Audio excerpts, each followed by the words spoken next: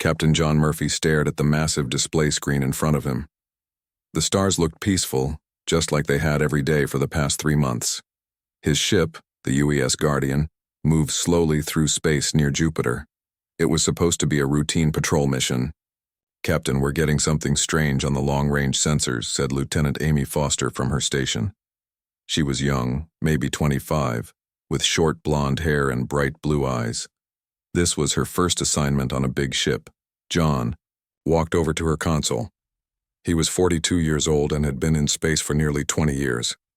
He had seen a lot of things, but the readings on Amy's screen made him frown. "What am I looking at?" he asked. "I'm not sure, sir." "There are at least 50 large objects moving toward Jupiter. They're huge, bigger than anything we've ever built, and they're moving fast." John felt his stomach tighten. Earth had been sending signals into space for decades, hoping to find other life. But everyone knew that first contact might not be friendly. "Get me Admiral Carter on Earth immediately," John ordered. The communication took several minutes to connect. When Admiral Lisa Carter's face appeared on the screen, she looked worried. She was a tough woman in her 50s with gray hair and sharp green eyes. "Captain Murphy, we've been tracking those objects too. They just sent us a message." "What kind of message?" "The kind we were hoping we'd never receive. They want us to surrender." John felt the blood drain from his face. "Surrender? We haven't even met them yet." The message was very clear. They call themselves the Zephyrian Empire. They said Earth has exactly 24 hours to accept complete surrender and integration into their empire. If we refuse, they will take our planet by force. The bridge went silent. Every crew member could hear the conversation through the ship's communication system. John looked around at his people. They were scared but trying to stay calm. "Admiral, what are your orders?" "Try to make contact with them. See if we can negotiate. Maybe there's been some misunderstanding." John nodded, but he didn't feel hopeful. "Amy, can you open a channel to those ships?" Amy worked at her console for several minutes. Finally, she looked up. "I have a connection, Captain." The main screen changed to show an alien face. The creature had gray skin, large black eyes, and a mouth full of sharp teeth. It wore what looked like military uniform with many medals and symbols. "I am War Commander Vextar of the Zephyrian Empire," the alien said. Its voice was cold and mechanical. "You will identify yourself." "I'm Captain John Murphy of the United Earth Defense Fleet. We received your message about surrender. We'd like to discuss terms and find a peaceful solution." Vextar made a sound that might have been laughter. "There are no terms to discuss. Your species will submit to Imperial rule or be destroyed. This is how the galaxy works. The strong rule the weak." "We're not looking for a fight," John said carefully. "Earth is willing to talk about trade, friendship, shared knowledge. We have much to offer. You have nothing we want except your planet and your obedience. Your technology is primitive. Your military is laughable. You have 12 warships in your entire fleet. We have conquered 47 star systems. Your surrender is not a request. It is an order." John tried to stay calm. "Give us more time to consider your offer. 24 hours isn't enough for our government to make such an important decision." "Time is up," Vexitar said. The screen went black. "Captain," shouted Lieutenant Tim Davis from the weapons station. "Multiple contacts are opening fire on the mining stations around Europa." John spun around to look at the tactical display. Bright flashes of light were appearing near Jupiter's moons. Each flash meant another human facility was being destroyed. "Red alert! All hands to battle stations," John ordered. "Set course for Europa. Maximum speed." The Guardian's engines roared too. Life. Through the windows, John could see other human ships moving toward the attack. But there were only 3 other vessels in the area. The aliens had at least 20 ships just in this group. "Captain, I'm getting emergency signals from the mining stations," said Communications Officer Bill Taylor. "They're reporting massive casualties. The aliens are targeting civilian areas first." John clenched his fists.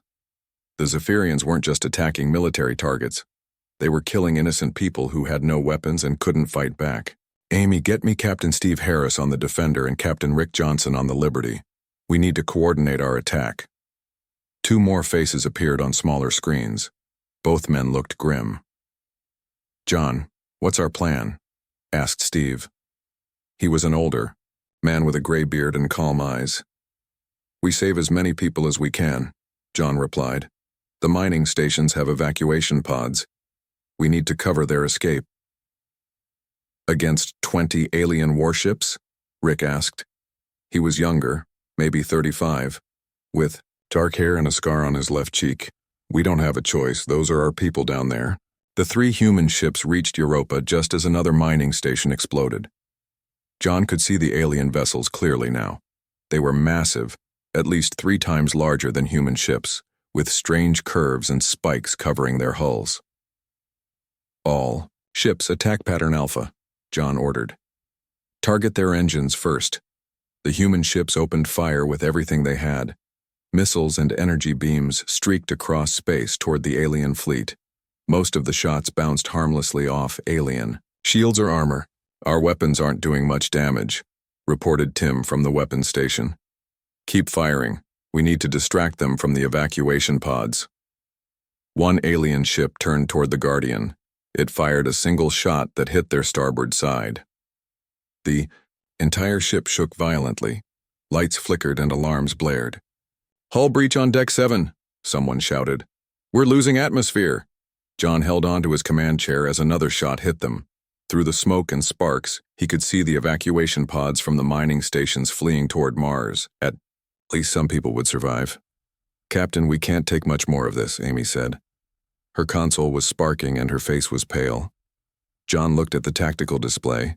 The alien ships were barely damaged while his small fleet was falling apart. But the evacuation was almost complete. All ships fall back to Mars. We've done what we came to do. The 3 human ships limped away from the battle.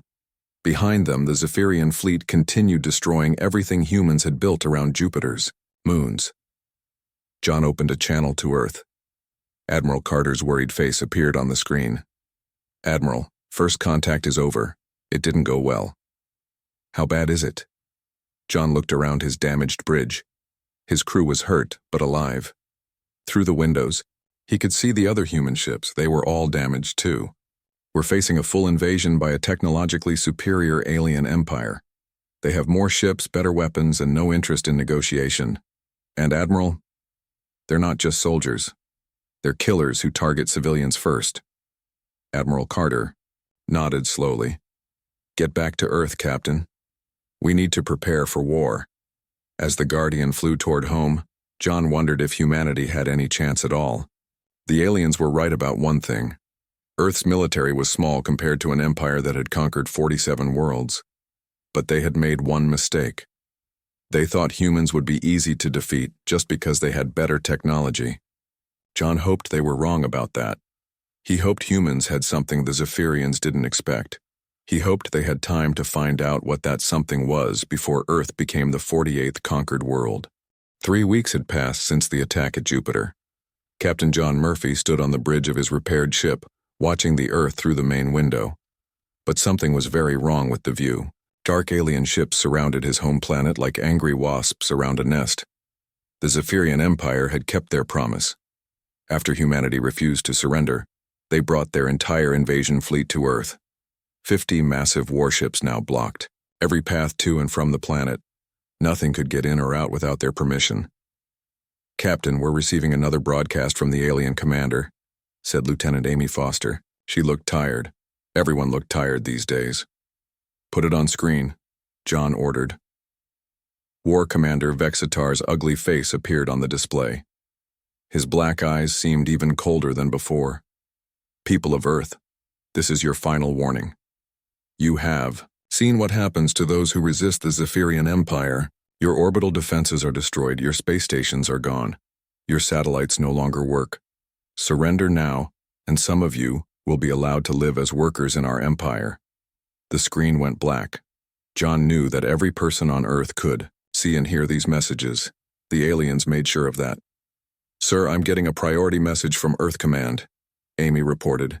Admiral Lisa Carter's face replaced the alien commander on the screen. She was broadcasting from somewhere underground. The background looked like a military bunker. All remaining fleet commanders, report to Earth immediately. We're implementing Emergency Protocol 7. John knew what that meant. Protocol 7 was the plan they hoped they would never need. It meant Earth's government was moving underground and preparing for a long war. 2 hours later, John sat in a conference room deep beneath the Rocky Mountains. The bunker was huge, carved out of solid rock and filled with computers and communication equipment. Around the table sat the few remaining ship captains and Earth's top military leaders. President Karen White entered the room. She was a small woman with short brown hair, but her voice was strong and clear. Ladies and gentlemen, our situation is simple. We are facing an enemy that has conquered 47 worlds. They have better technology, more ships, and more experience than we do. According to our intelligence, no species has ever successfully resisted the Zephyrian Empire. She paused and looked around the room. However, we are not surrendering. We are going to fight. A man John didn't recognize stood up. He was tall and thin with wild gray hair and thick glasses. "Allow me to introduce Dr. Alex Turner," the president said. "He's our best physicist and he's been studying the wreckage from the alien ships we damaged." Dr. Turner cleared his throat nervously. "I've made some interesting discoveries about Zephyrian technology. Their weapons and shields are powered by something they call life force energy. They literally drain the life from planets they conquer to power their empire." Captain Steve Harris raised his hand. "How does that help us?" "Well, that's the interesting part. When I tested their technology on human tissue samples, something unexpected happened. Instead of draining our life force, the equipment overloaded and shut down." The room went quiet. John leaned forward. "What does that mean?" "I'm not entirely sure yet, but it appears that humans produce some kind of energy that their technology can't process properly. It's like trying to run a car on the wrong type of fuel." President White nodded. "Dr. Turner needs time to study this further. Our job is to buy him that time." General Mike Davis, a big man with a thick mustache, spoke up. "The aliens are demanding we surrender in 72 hours. If we don't, they're going to start bombing our cities. Then we make them think we're preparing to surrender while Dr. Turner works," the president replied. "We evacuate the major cities and move our people to safer areas. We make it look like we're giving up while we're actually getting ready to fight." Colonel Sam Rodriguez stood up. He was a short, muscular man with dark skin and intelligent eyes. "What about the alien bases they're building on the moon? We can't let them get comfortable up there." "What do you have in mind?" asked Admiral Carter. "Hit and run attacks. Small groups of fighters using modified engines to avoid their sensors. We can't win big battles, but we can make them think twice about spreading out too far." John liked the idea. "What kind of modifications?" Dr. Turner answered. "I've been working on that too. If I'm right about human energy affecting their technology, we might be able to build weapons that use that somehow. But I need more time to figure out how." President White stood up. "Here's what we're going to do. Colonel Rodriguez will lead attacks on their moon bases. Dr. Turner will continue his research. The rest of us will prepare our people for a long fight, and we're going to send a message to the galaxy." "What kind of message?" asked Captain Rick Johnson. "We're going to show them that humans don't give up easily. Every species the Zephyrians conquered before us gave up after the first attack. We're still fighting after 3 weeks. That has to mean something." Over the next several days, the plan went into action. Colonel Rodriguez took a team of volunteers to the moon. They used small, fast ships that could barely carry weapons, but were hard to detect. Their first attack caught the Zephyrians completely by surprise. "We hit 3 of their construction sites," Rodriguez reported over the radio. "Destroyed their equipment and got out before they could respond. But Captain, their ground troops are tougher than we expected. Our regular weapons barely hurt them. Dr. Turner worked day and night in his laboratory. He had pieces of alien technology spread across dozens of tables. John visited him whenever he could. Any progress, Doctor?" Turner looked up from a strange piece of equipment that glowed with blue light. "Yes and no. I've confirmed that human neural activity creates some kind of quantum field that interferes with their technology. But I can't figure out how to weaponize it yet. What about their life-draining technology? That's the scary part. They've been using it on every world they've conquered for hundreds of years. The energy they steal powers their entire civilization. But when they try to use it on humans, Turner paused. John, I think they might have made a serious mistake attacking us. What do you mean? Every time they've tried to drain human life force, their equipment has stored the energy, but couldn't process it. It's building up in their systems like a dam that's about to burst. Before John could ask more questions, alarms started blaring throughout the bunker. This is not a drill, announced a voice over the intercom. All personnel to emergency stations. The aliens are beginning their attack on Earth's surface. John ran to the command center. On the main screen, he could see alien ships descending through Earth's atmosphere. They were heading for major cities around the world. Admiral Carter was coordinating the defense. All available aircraft engage the enemy. Protect the evacuation routes. President White stood beside her, watching the battle unfold. How many people did we get out of the cities? About 60%. The rest either couldn't leave or refused to go. John watched human fighters attacking the alien ships. The small Earth aircraft looked like insects trying to fight eagles, but they kept fighting anyway. "Ma'am," said a communications officer, "the aliens are broadcasting another message." War Commander Vextar appeared on screen again. Behind him, John could see the lights of burning cities. "Your resistance ends now. We are landing troops in your major population centers. Surrender immediately or watch your species die." President White stepped forward. "Put me on all frequencies." When the connection was ready, she spoke clearly and calmly.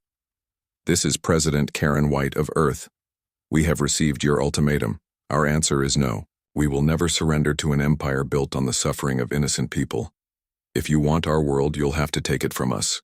She paused, then added, "And Commander Vextar, you should know something. You're not the first bully we've faced, and you won't be the last. But every bully learns the same lesson eventually. Some people refuse to stay down when you knock them over." The alien commander's face showed something John had never seen before. Uncertainty. Dr. Turner appeared at John's side. "Captain, I need to show you something. I think I know why the commander looked worried." "What did you find?" "Remember what I said about their equipment storing human energy, but not being able to process it? Well, it's not just building up in their machines. It's spreading through their entire fleet through their power grid. And if my calculations are right..." Turner paused, his face pale. "John, I think we might have accidentally turned their own technology into a weapon against them." John stared at the doctor. "Are you saying what I think you're saying?" "I'm saying that every human they've killed, every person they've tried to drain energy from has been charging up their systems with something they can't control. And sooner or later, all that stored energy is going to have to go somewhere." The screen alien troops were marching through the streets of New York, London, and Tokyo.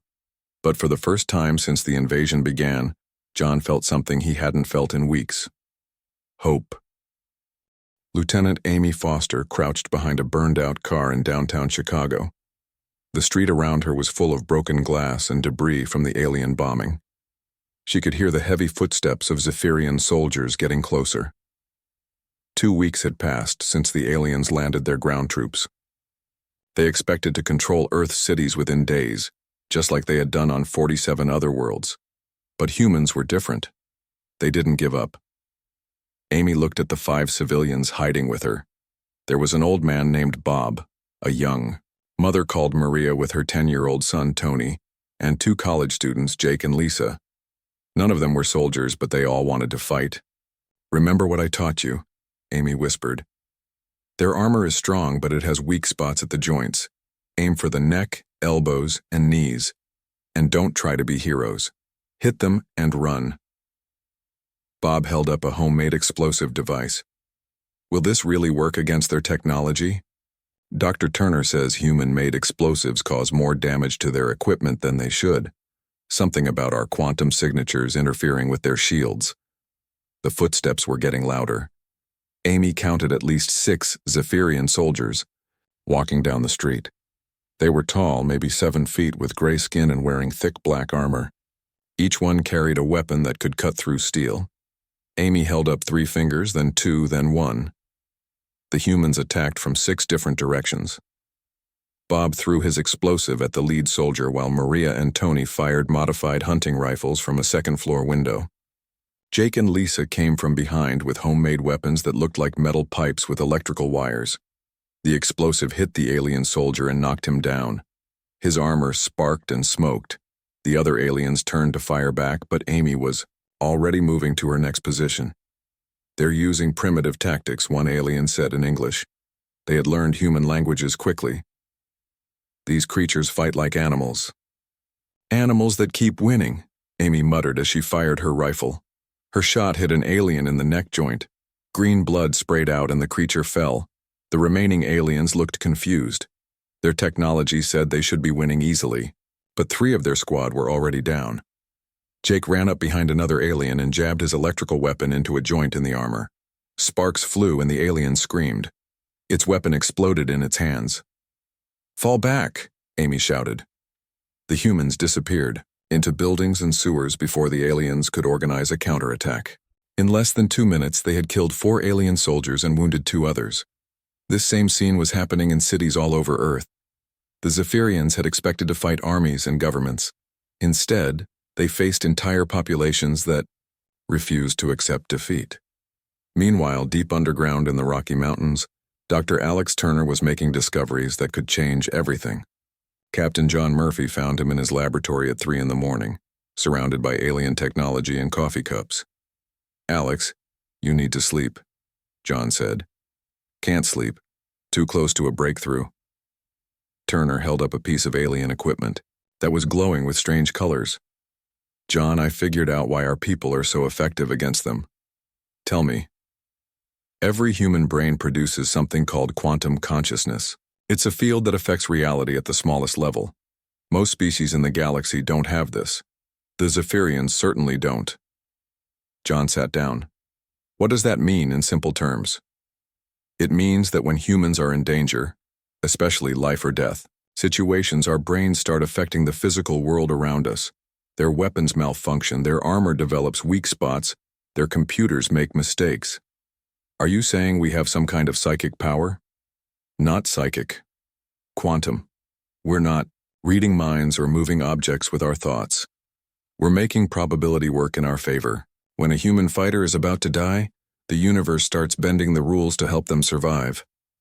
John thought about all the reports he'd been hearing. Human resistance fighters winning battles they should have lost. Alien weapons jamming at critical moments. Enemy soldiers making tactical errors they'd never made before. "How do we use this?" Turner smiled for the first time in weeks. "I think I know, but it's going to require a volunteer for a very dangerous mission." At that moment, Captain Steve Harris entered the laboratory. His clothes were torn and he had a bandage on his forehead.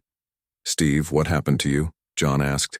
"Just got back from a scouting mission near the alien command ship." "John, I think they're getting scared." "Scared of what?" "Us. I listened to their communications for hours. They're talking about humans like we're some kind of disease that's spreading through their technology. Their equipment keeps failing when they fight us and they can't figure out why." Dr. Turner looked excited. "Steve, how would you feel about testing my new quantum resonance generator?" "What does it do?" "If my calculations are correct, it takes the quantum field that human consciousness produces and amplifies it by 1,000 times. Instead of just affecting small areas around individual people, it could disrupt alien technology across an entire solar system." Steve looked at the strange device Turner was holding. It was about the size of a backpack and covered in wires and lights. "What's the catch?"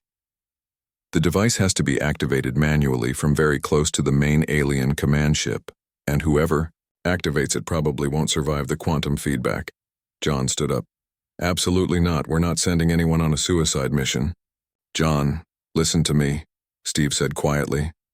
"I've been fighting in space for 15 years. I've seen good people die in pointless battles. But this isn't pointless. If Dr. Turner is right, one person could save the entire human race." Turner nodded. "The quantum resonance would cascade through their power grid. Every piece of Zephyrian technology connected to their network would be affected. Ships, weapons, life support systems, everything." "And you're sure it would work?" No, I'm not sure. This is all theoretical, but Steve, what I am sure of is that we can't win this war with conventional weapons. They have too many ships and too much experience. This might be our only chance. Captain Rick Johnson entered the laboratory, followed by Admiral Lisa Carter. They had been listening from the doorway. I volunteer too, Rick said. If Steve's going on this mission, he shouldn't go alone. Admiral Carter shook her head. We can't spare 3 of our best ship commanders on a mission that might not work. Ma'am, with respect, we can't spare them on a war we can't win either, Steve replied. At least this way we have a chance. John looked around the room at his friends and colleagues. These people were willing to die for a theory, a hope that human consciousness could somehow turn the tide of an impossible war. What would the mission look like, he asked. Turner pulled up a holographic display showing the alien fleet around Earth. The command ship is here, in the center of their formation. It's the largest vessel and the most heavily defended. Any ship trying to approach it would be destroyed long before getting close enough to activate the device. Unless, Steve said. Slowly, they thought the ship was trying to surrender. Admiral Carter raised an eyebrow. Explain. We take a small ship, maybe a transport vessel, and broadcast surrender messages as we approach their command ship. Make it look like we're bringing Earth's leaders to negotiate. They'd scan the ship, Rick pointed out. Not if the quantum generator is disguised as something else. Dr. Turner, could you make it look like a diplomatic gift or a piece of art? Turner thought for a moment. Yes, I think so. I could hide it inside a sculpture or a ceremonial object. John felt his stomach tighten. This is insane. You're talking about flying directly into the heart of their fleet based on a theory about quantum consciousness. John, Steve said, putting his hand on his friend's shoulder. 3 weeks ago, would you have believed that a few thousand human civilians could hold off the ground forces of an empire that conquered 47 worlds? John thought about Lieutenant Amy Foster and her resistance fighters. They were winning battles against impossible odds using nothing but courage and homemade weapons. No, I wouldn't have believed it. But it's happening. Every day, humans are proving that we're harder to defeat than the Zephyrians expected. Maybe it's time to find out just how hard. Admiral Carter looked at the holographic display for a long time. Finally, she spoke. Dr. Turner, how long do you need to prepare the device? 48 hours. Steve, Rick, you have 48 hours to plan your approach. But understand this. Once you activate that device, there's no guarantee what will happen. You might save humanity or you might just die for nothing. Steve smiled grimly. Admiral, dying for nothing would be getting killed in a battle we can't win. At least this way, we die for something that might matter. As the meeting broke up, John stayed behind with Dr. Turner. Alex, tell me honestly, what are the chances this works? Turner took off his glasses and cleaned them slowly. John, I've been a scientist for 30 years. I believe in facts and evidence and careful experimentation. But what I've seen humans do in the past 3 weeks has made me believe in something else too. What's that? I believe that sometimes the universe wants the good guys to win. And sometimes, when the odds are impossible and the situation is hopeless, the universe gives the good guys exactly what they need to pull off a miracle. Turner put his glasses back on and looked at the quantum generator. I think we're about to find out if I'm right. Captain Steve Harris sat in the pilot seat of the small transport ship called the Mercy. Beside him, Captain Rick Johnson checked their navigation systems one more time. In the cargo hold behind them sat a large golden statue that looked like 2 hands reaching toward the sky. Hidden inside the statue was Dr. Turner's quantum resonance generator. Earth Control, this is the Mercy requesting permission to approach the Zephyrian command vessel. Steve spoke into his radio. Major Kate Sullivan's voice came back from the underground bunker. Mercy, you are cleared for your diplomatic mission. Good luck, gentlemen. Steve and Rick both knew that Kate was really saying goodbye. If Dr. Turner's device worked, they would not be coming home. The small ship moved slowly toward the center of the alien fleet. Around them, massive Zephyrian warships floated in space like sleeping giants. Each one was big enough to destroy a city. Incoming transmission from the alien command ship, Rick reported. War Commander Vextar's face appeared on their screen. His black eyes looked suspicious. Human vessel, identify your purpose. You were not invited to approach. Steve took a deep breath. War Commander, we are representatives of the Earth government.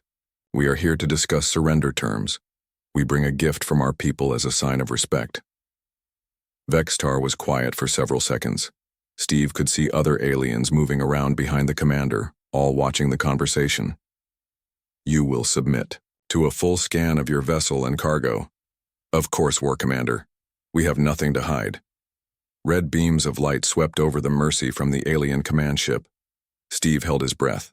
If they discovered the quantum device hidden in the statue, the mission would be over before it started. Scan complete, reported an alien technician. The vessel contains 2 humans and what appears to be a ceremonial art object made of gold and other metals. Dr. Turner had done his job well. The quantum generator was completely hidden inside normal materials that would look harmless to alien scanners. You may dock with our ship, Vextar said finally. But know this, humans. If this is some kind of trick, you will die very slowly. We understand, War Commander. The Mercy attached to the side of the huge alien command ship. Steve and Rick put on their spacesuits and moved the heavy statue onto a cart. They had practiced this dozens of times in the past 2 days. The airlock opened, and they entered the Zephyrian ship. The hallways were dark and cold, with strange symbols glowing on the walls. Alien soldiers with weapons surrounded them immediately. Follow, ordered one of the soldiers. They walked through corridors that seemed to go on forever. Steve noticed that their footsteps echoed strangely, as if the metal walls were alive. Rick pushed the cart with the statue, and Steve could hear the quiet humming of the hidden device inside. Finally, they reached a huge room filled with control panels and screens. War Commander Vextar stood in the center, wearing a black uniform, covered with medals. Around him were dozens of other aliens working at various stations. So the mighty humans have finally come to surrender, Vextar said with what might have been a smile. Your resistance lasted longer than most species, but the result is the same. Steve stepped forward. War Commander, our government has authorized me to discuss the terms of Earth's integration into your empire. There are no terms to discuss. You will serve or you will die. But first, show me this gift you have brought. Rick pulled the cover off the statue. The golden hands gleamed under the alien lights, and several Zephyrians made sounds of approval. It represents humanity's hope for peace between our species, Steve explained. Our finest artists worked for months to create it. Vextar walked around the statue, examining it closely. It is acceptable. Place it there, beside the command throne. Steve and Rick carefully moved the statue to where Vextar had pointed. Steve's heart was beating so fast he was sure the aliens could hear it. The quantum device was now in the perfect position, right in the center of the ship's power grid. Now, Vextar continued, let us discuss your planet's future. Earth will become a farming world. Your people will grow food for the Empire. Your cities will be destroyed and replaced with more efficient structures. What about our governments and our leaders? Rick asked. They will be eliminated. The Zephyrian Empire does not tolerate local authority. You will have new leaders chosen by us. Steve pretended to look surprised and upset. War Commander, surely some arrangement can be made. Our people have much knowledge that could be useful to your empire. Your knowledge is primitive compared to ours. The only thing humans have that interests us is your life force energy. It will power our ships for decades. Steve felt cold. Life force energy? Yes, every living thing produces energy that we can harvest. We have drained the life from 47 worlds to build our empire. Earth will be the 48th. An alien technician approached Vextar and whispered something in his ear. The war commander's expression changed. What is it? Steve asked. Your resistance fighters on Earth have attacked another of our bases. They destroyed equipment worth millions of credits using primitive weapons. Vextar looked angry. How do your people continue to damage our superior technology? Steve tried to look confused. I don't know, War Commander. Maybe they're just lucky. Luck? Vextar laughed harshly. 47 species have fought us. None of them had this much luck. There is something different about humans. Another alien officer approached. War Commander, we're getting reports from all our ground forces. Human resistance is increasing, not decreasing. Our soldiers are reporting equipment failures and tactical errors that should not be possible. Vextar's black eyes narrowed. Are you saying that our technology is failing because of primitive humans? I'm saying that our usual methods are not working on this species. Steve saw his chance. War Commander, perhaps that's why we should work together instead of fighting. Maybe humans can offer something your empire has never encountered before. What could you possibly offer us? Steve looked directly into Vextar's eyes. Maybe we can offer you something you've never had to face before. Maybe we can offer you a real fight. Before Vextar could respond, Steve reached behind the statue and pressed a hidden button. The quantum resonance generator came to life. At first, nothing seemed to happen. Then a low humming sound began to fill the command room. The lights started to flicker and several alien control panels began sparking. What have you done? Vexatar screamed. We gave you a warning, Steve replied calmly. You struck first. Now Earth is replying. The humming sound grew louder. Alien. Soldiers tried to shoot Steve and Rick, but their weapons wouldn't fire. Computer screens around the room began showing error messages in the Zephyrian language. Shut it down, Vexatar ordered his technicians. We can't, War Commander.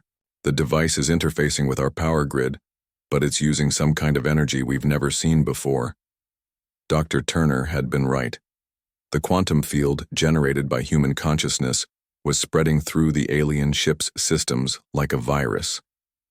Every piece of Zephyrian technology that tried to process human quantum energy was overloading. Steve felt a strange tingling sensation all over his body. The quantum field was affecting him too, but in a different way. He felt more alert, more alive than he had ever felt before. Rick, are you feeling this? Yeah. It's like every cell in my body is waking up. Around them, alien equipment was shutting down or exploding. Emergency lights came on as the main power grid failed. Vextar and his officers looked terrified. War Commander, shouted an alien from across the room. We're getting reports from the entire fleet. All ships are experiencing massive system failures. Through the command room windows, Steve could see the other Zephyrian ships.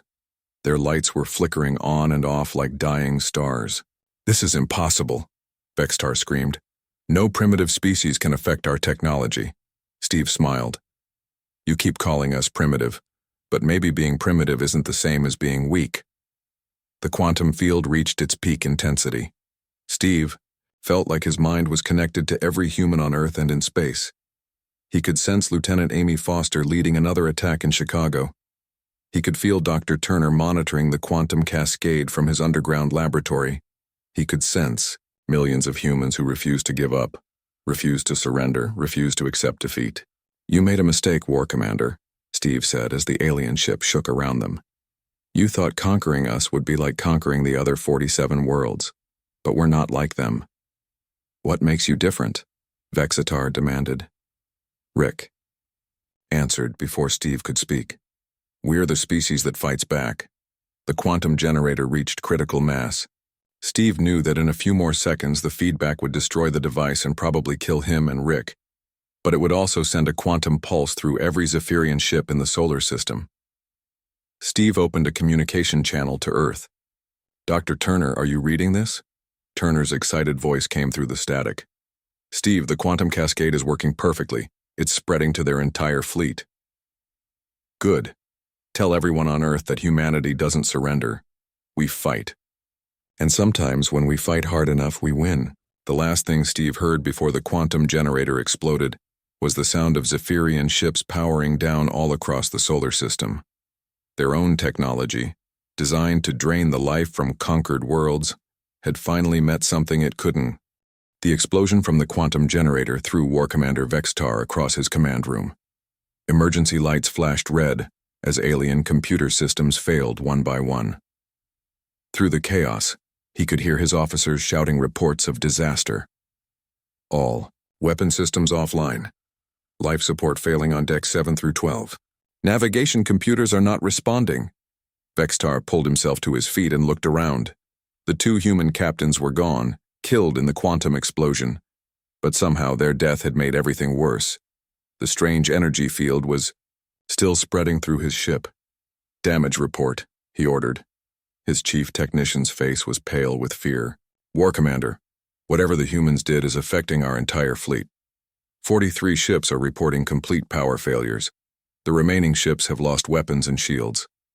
Vextar stared at the tactical display. The symbols representing his mighty fleet were blinking red, indicating critical damage.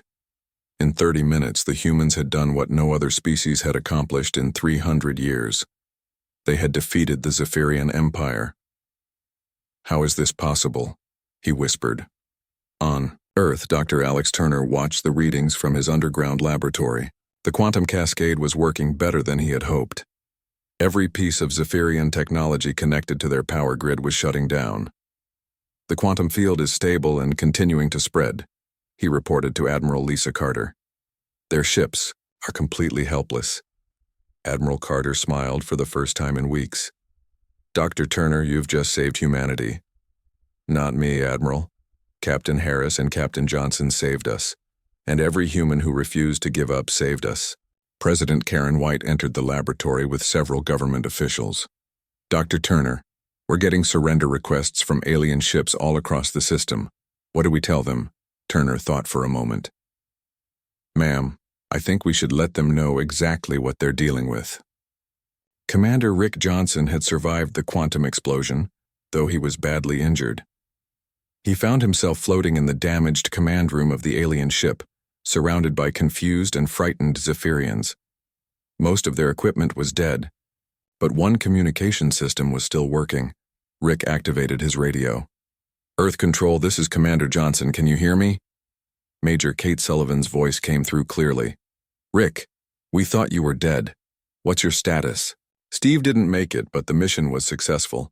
I'm on the alien command ship with a bunch of very confused enemies. Are you safe? Rick looked around at the Zephyrian officers. They were staring at their dead equipment and talking in frightened voices. I think so. They seem more scared of me than I am of them right now.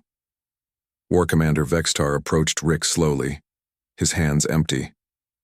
Human, what have you done to us? Rick struggled to stand up. His left arm was broken, but he tried to look confident. We gave you exactly what you deserved. You wanted to drain the life force from our planet. Instead, our life force drained your technology. This is impossible. Our empire has conquered 47 worlds. Our technology is superior to anything in this galaxy. Your technology was designed to work against normal species, but humans aren't normal. Rick smiled despite his pain.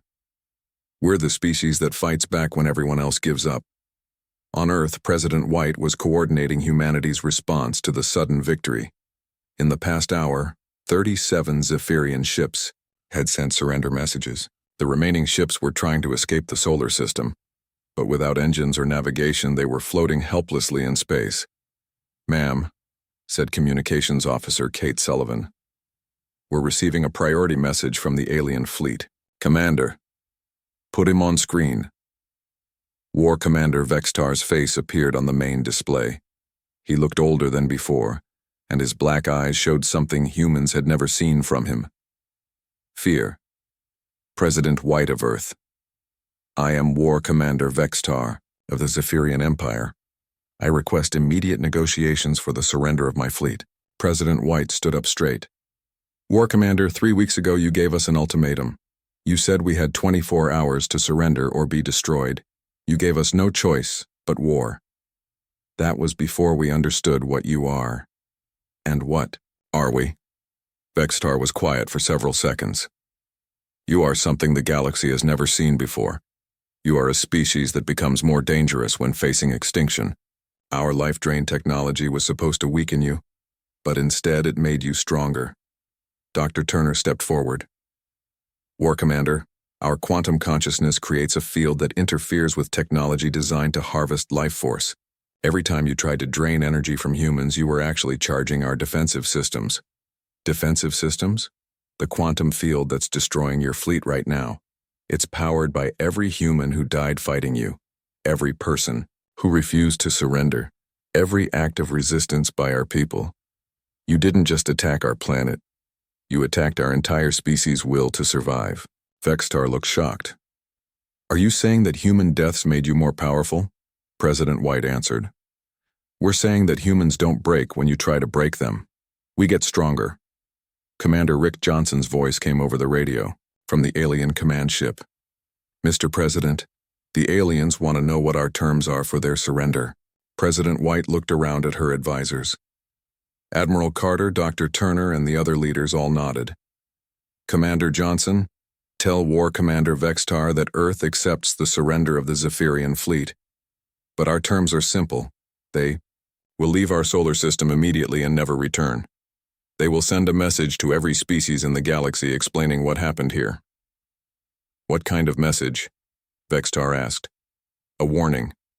Any species that attacks Earth will face the same fate as your empire. We don't want to conquer anyone, but we will defend ourselves. Dr. Turner stepped closer to the screen. War Commander, there's something else you need to understand. The quantum field isn't just affecting your local ships. It's connected to the quantum foam that underlies all reality. If you had continued your attack and forced us to activate our full defense system, the quantum cascade could have reached every Zephyrian ship in the galaxy. Vextar's face went completely pale. You mean you could have destroyed our entire civilization? We mean that if you push humanity to the point of extinction, we can take our enemies with us. Earth's final warning is exactly that. Final. Over the next several hours, the remaining Zephyrian ships were repaired just enough to leave the solar system. Their crews worked frantically to restore basic life support and engines, but their weapons and shields remained permanently damaged. War Commander. Vextar sent one last message before departing. People of Earth, the Zephyrian Empire acknowledges your victory. We came to your world expecting to find another weak species to conquer. Instead, we found something that should not exist. You are a species that becomes more dangerous when threatened with destruction. He paused, then continued. I will send warnings to every known civilization in the galaxy. The message will be simple. Do not attack the humans of Earth. They appear primitive, but they possess a weapon more powerful than any technology we have ever encountered. They have the ability to turn extinction into mutual destruction. President White had the final word. War Commander, we hope your people learn from this experience. Humanity doesn't want to be your enemy, but we will never be your victims either. As the alien fleet disappeared into space, Dr. Turner explained to the world what had really happened. The quantum consciousness field that every human possesses is connected to the fabric of reality itself. When our species is threatened with extinction, that field becomes a weapon that can affect matter and energy across vast distances. We didn't just defeat the Zephyrian Empire. We proved that humanity has something unique in the galaxy. What's that? Asked President White. We have the ability to make our enemies' strength into our weakness. Their life-drain technology was designed to make them invincible. Instead, it became the weapon that destroyed them. Admiral Carter looked up at the stars through the bunker's observation window. So what happens now? Now we explore space as a species that can't be conquered, President White replied. The galaxy knows what happens to empires that strike first against Earth. Our only reply was a final warning, and that warning will echo across the stars for generations. Dr. Turner smiled. The Zephyrians thought they were adding Earth to their list of conquered worlds. Instead, they just taught the galaxy that humanity doesn't surrender. We fight back. And when we fight back, we win. As Earth began to rebuild from the invasion, human ships prepared for their first journeys to other star systems. They would travel not as conquerors, but as explorers who had proven that some species simply cannot be broken. The Empire had struck. First, Earth's reply had been heard across the galaxy, and now everyone knew that humanity's final warning was not a threat. It was a promise.